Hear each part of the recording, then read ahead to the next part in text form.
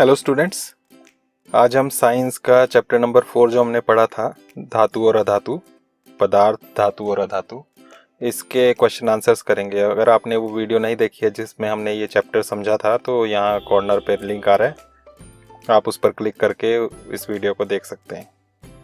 तो चलिए अभी शुरू करते हैं इसके क्वेश्चन आंसर्स। यहाँ पर फर्स्ट क्वेश्चन है, निम्नलिखित में से किसको पीटकर पतली चादरों में परिवर्तित किया जा सकता है। तो यहाँ पर 4 ऑप्शन दिए हुए हैं, जिंक, फॉस्फोरस, सल्फर और ऑक्सीजन। तो हमने पहले ही बात की थी पिछली वीडियो में कि जो भी धातु होते हैं उनको पीटकर पतली चादरों में परिवर्तित किया जा सकता है। इस गुण को हम आघात वर्धनीयता कहते हैं। तो यहाँ पर धातु कौन सी है, बस वो देखना है हमने। तो यहाँ पर धातु जो है वो है जिंक। तो जिंक को पीटकर पतली चादरों के रूप में परिवर्तित किया जा सकता है। आपने आंसर में यही लिखना है, क, जिंक। उसके बाद सेकंड क्वेश्चन है, निम्नलिखित में से कौन सा कथन सही है। यहाँ पर फिर 4 ऑप्शन दिए हुए हैं, कौन सा करेक्ट है वो बताना है। क, सभी धातुएं तन्य होती हैं। ख, सभी अधातुएं तन्य होती हैं। ग, सामान्यतः धातुएं तन्य होती हैं। या घ, कुछ अधातुएं तन्य होती हैं। तो यहाँ पर तन्यता के गुण की बात हुई है। तन्यता यानी कि एक ऐसा गुण है जिसमें वस्तुओं को खींचकर उसको पतली तारों के रूप में बनाया जा सकता है। तो किसकी तारें बनती हैं? धातुओं की तारें बनती हैं। तो तन्यता धातुओं का गुण है। तो अब यहाँ पर धातु जो है 2 जगह लिखा है, क में भी लिखा है, ग में भी लिखा है। सभी धातुएं तन्य होती हैं या सामान्यतः धातुएं तन्य होती हैं। तन्य तो धातु है, लेकिन सभी या सामान्यतः। सभी का मतलब है सारी की सारी धातु, और सामान्यता का मतलब है कुछ उसमें हो सकता है तन्य ना हो। तो यहाँ पर जो इसका राइट आंसर है वो है सामान्यतः धातुएं तन्य होती हैं, ग। क्योंकि पारा जो है वो द्रव अवस्था में पाया जाता है। पारा एक धातु है जो थर्मामीटर में भी इस्तेमाल होता है, वो द्रव अवस्था में पाया जाता है, तो उसकी तारें नहीं बन सकती। बाकी सभी धातु जो हैं वो तन्य होते हैं। तो सामान्यतः लिखना है, यहाँ सभी नहीं होते हैं। तो इसका आंसर ग, सामान्यतः धातुएं तन्य होती हैं। उसके बाद थर्ड क्वेश्चन है, रिक्त स्थानों की पूर्ति कीजिए। इसमें फर्स्ट है, फॉस्फोरस बहुत डैश अधातु है। तो फॉस्फोरस एक अधातु है, लेकिन कैसी अधातु है? तो बहुत सक्रिय अधातु है। ये अभिक्रियाशील भी लिख सकते हैं। तो बहुत सक्रिय है, बहुत अभिक्रियाशील है। ख है, धातुएं ऊष्मा और डैश की डैश होती हैं। तो धातुएं क्या होती हैं? ऊष्मा और किसकी? तो ऊष्मा और विद्युत की। और क्या होती हैं वो? सुचालक होती हैं, हमने बात की थी। तो यहाँ आ जाएगा सुचालक होती हैं। ग है, आयरन कॉपर की अपेक्षा डैश अभिक्रियाशील होता है। तो हमने कुछ धातुओं की अभिक्रियाशीलता के क्रम देखा था। उसमें हमने बात की थी कि जिंक जो है वो सबसे अभिक्रियाशील है, आयरन यानी कि लोहा जो है वो थोड़ा कम अभिक्रियाशील होता है, और कॉपर सबसे कम अभिक्रियाशील होता है। तो यहाँ पर आयरन और कॉपर की बात की है, तो आयरन जो है वो कॉपर की अपेक्षा अधिक अभिक्रियाशील है। तो यहाँ अधिक आ जाएगा। घ है, धातुएं अम्लों से अभिक्रिया कर डैश गैस बनाती हैं। तो धातु जो है वो अम्लों से अभिक्रिया करते हैं।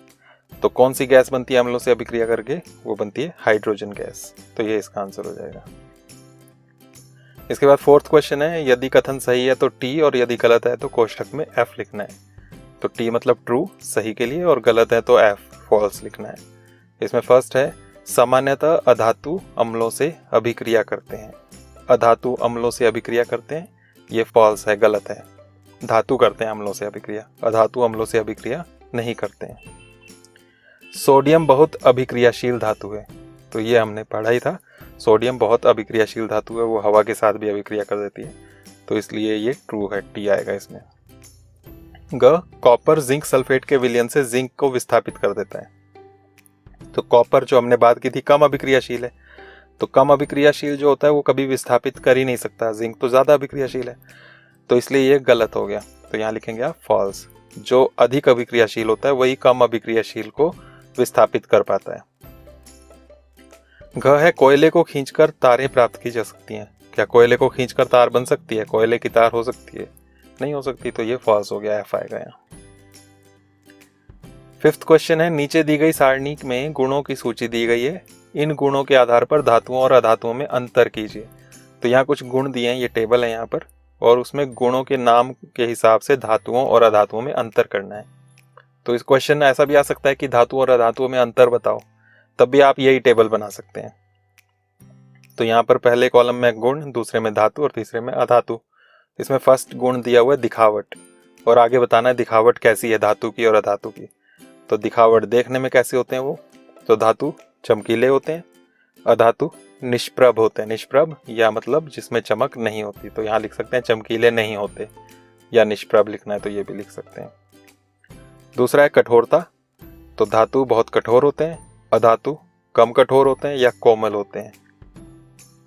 थर्ड है आघात वर्धनीयता, यानी कि पीट कर चादरें बनाने का गुण, तो धातुओं से चादर बन सकती है पीट कर, इसलिए इसमें लिखेंगे हम ये आघातवर्ध्य होते हैं, अधातु आघातवर्ध्य नहीं होते हैं।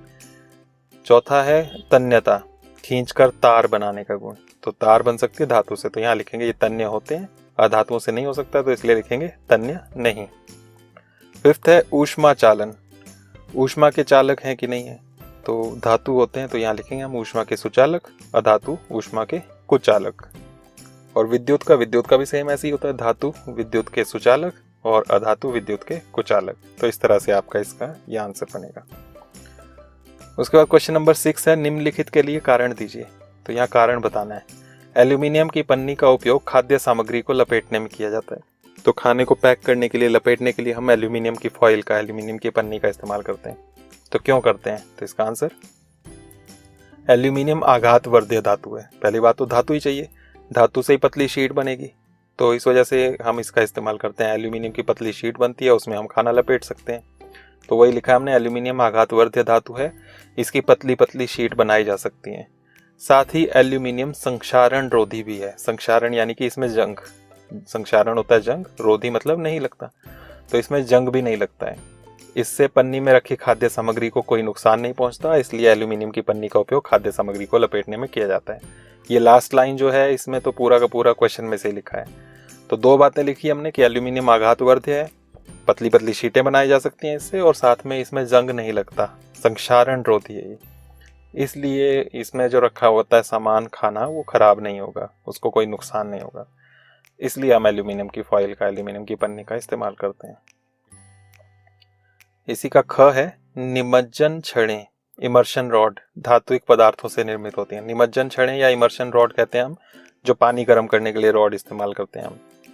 तो पानी गर्म करने के लिए जो रॉड होती है उसको हम इलेक्ट्रिसिटी से, विद्युत से, बिजली से कनेक्ट करते हैं, और वो रॉड गर्म होती है, और वो बाल्टी में जब डुबोते हैं तो बाल्टी में रखा पानी भी गर्म हो जाता है।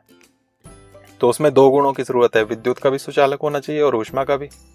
विद्युत का सुचालक होगा तभी उसमें करंट जाएगा, और ऊष्मा का भी होना चाहिए ताकि वो गर्म कर सके पानी को। तो इसलिए हम धातुओं से बनाएंगे, क्योंकि ये दो गुण धातुओं में होते हैं, तो यही आंसर इसका लिखेंगे।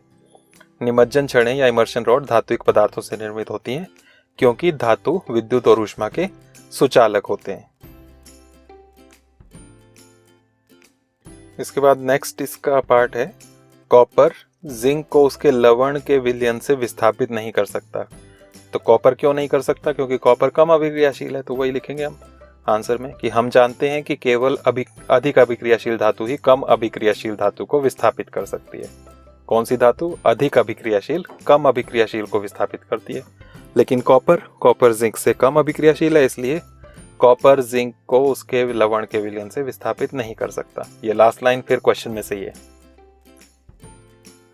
उसके बाद इसका फोर्थ पार्ट है सोडियम और पोटेशियम को मिट्टी के तेल में रखा जाता है। इनको मिट्टी के तेल में क्यों रखते हैं, क्योंकि सोडियम और पोटेशियम दोनों अत्यधिक सक्रिय धातुएं हैं। वायु में खुला रखने पर ये वायु में उपस्थित ऑक्सीजन से अभिक्रिया करके जल उठते हैं, इसलिए सोडियम और पोटेशियम को मिट्टी के तेल में रखा जाता है। तो क्यों मिट्टी के तेल में रखते हैं, क्योंकि ये बहुत अभिक्रियाशील है। इसको हवा में अगर खुला रखें तो हवा में जो ऑक्सीजन है उससे ये अभिक्रिया कर लेते हैं और हवा से ही जल जाते हैं। यहाँ तक कि इसको अगर पानी में डालें तो पानी में भी इसमें आग पकड़ लेते हैं। तो इसलिए सोडियम और पोटेशियम को मिट्टी के तेल में रखा जाता है ताकि हवा और पानी के संपर्क में ना आए।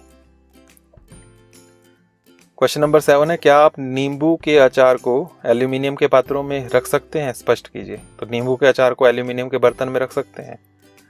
तो यहाँ पर इसका आंसर क्या बनेगा कि धातु जो है वो अम्लों से अभिक्रिया करते हैं, ये हम जानते हैं पहले से ही।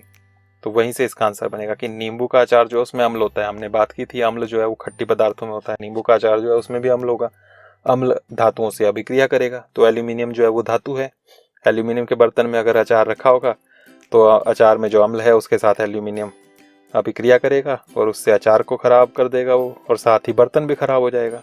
इसलिए हम नींबू के अचार को एल्यूमिनियम के पात्रों में नहीं रख सकते।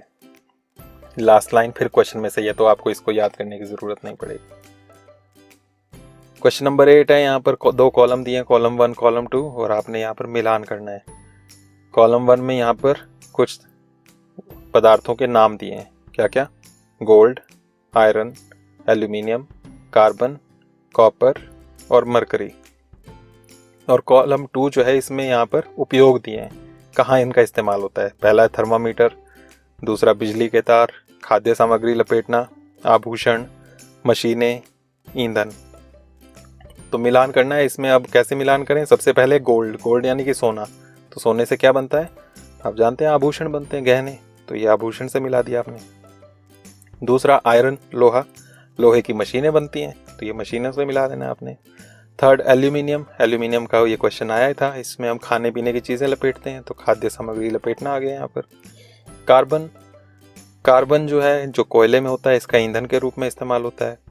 कार्बन कोयले में होता है, लकड़ी में होता है, पेट्रोल, डीजल, सभी जितने भी तरह के ईंधन है ये, इनमें कार्बन होता है, तो इसका ईंधन के रूप में इस्तेमाल होता है। कॉपर, कॉपर से तांबा बोलते हैं इसको, बिजली के तार बनते हैं, तो ये बिजली के तार में आपने कर देना है। मरकरी यानी कि पारा, पारा जो है वो थर्मोमीटर में इस्तेमाल होता है। तो इस तरह से इसका मिलान करना है आपने। इसके बाद क्वेश्चन नंबर 9 है, क्या होता है जब, क्या होता है?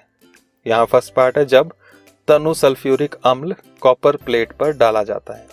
तो कॉपर की, तांबे की प्लेट ली, उसमें सल्फ्यूरिक अम्ल डाला, तनु सल्फ्यूरिक अम्ल, तो क्या होता है? लास्ट में यहाँ पर क्वेश्चन में ये भी लिखा है कि इसकी अभिक्रिया भी बताइए कैसे होती है। तो तनु सल्फ्यूरिक अम्ल के साथ कॉपर प्लेट पर डालें तो क्या होता है? तो आंसर कि कॉपर जो है वो कम अभिक्रियाशील धातु है, इसलिए तनु सल्फ्यूरिक अम्ल से अभिक्रिया नहीं करता है, यहाँ पर कोई अभिक्रिया नहीं होती है। तनु सल्फ्यूरिक अम्ल का मतलब है सल्फ्यूरिक अम्ल जो लिया वो हमने पानी में घोला है, पानी वहां पर ज्यादा लिया और सल्फ्यूरिक अम्ल कम डाला है, तो मतलब बहुत उसमें जो है अम्लता उसकी काफी कम होगी, उसमें अम्ल जो है वो उसकी पावर हम बोल सकते हैं उसकी कम होगी, तो इस वजह से वो अभिक्रिया नहीं कर पाएगा। परंतु सांद्र सल्फ्यूरिक अम्ल कॉपर प्लेट पर डाला जाए तो अभिक्रिया होती है। सांद्र का मतलब क्या हो गया कि पानी वहां पर थोड़ा कम रखा है, उसमें सल्फ्यूरिक अम्ल ज्यादा है, तो हम उसे बोलते हैं सांद्र सल्फ्यूरिक अम्ल। उसको हम कॉपर प्लेट पर डालते हैं तो क्या होता है? कॉपर सल्फेट बनता है, और जिससे विलयन नीले रंग का हो जाता है और हाइड्रोजन गैस निकलती है। तो तांबे की प्लेट ली थी, उसमें आप सांद्र सल्फ्यूरिक अम्ल डालेंगे, तो सांद्र सल्फ्यूरिक अम्ल बिल्कुल पानी जैसा होता है, रंगहीन, उसको जब प्लेट पर डालेंगे तो वो नीले रंग का हो जाएगा क्योंकि कॉपर सल्फेट बनेगा, और साथ में बबल्स बनेंगे, बुलबुले निकलेंगे। कौन सी गैस बनेगी? वो हाइड्रोजन गैस। इसकी अभिक्रिया भी देनी है तो अभिक्रिया इस तरह से देंगे, Cu यानी कि कॉपर, तांबा, प्लस H2SO4, H2SO4 है ये सल्फ्यूरिक अम्ल, ब्रैकेट में लिखा है सांद्र, क्योंकि तनु से अभिक्रिया नहीं करता, सांद्र से करता है। तो क्या बना? कॉपर सल्फेट CuSO4 नीले रंग का, प्लस H2 यानी कि हाइड्रोजन, ये गैस निकलती है। तो इस तरह से ये अभिक्रिया होती है। इसका ख है, लोहे की कील कॉपर सल्फेट के विलयन में रखी जाती है। तो कॉपर सल्फेट का विलयन नीले रंग का होता है, आप जानते हैं, उसमें अगर लोहे की कील को डालें तो क्या होता है? तो यहाँ पर लोहा जो है वो अधिक अभिक्रियाशील है, अधिक अभिक्रियाशील है तो कॉपर सल्फेट में से कॉपर को विस्थापित कर देगा, अलग कर देगा, और इससे क्या होगा कि वो जो नीले रंग का विलयन था कॉपर सल्फेट का वो हरा हो जाएगा। क्यों हो जाएगा हरा?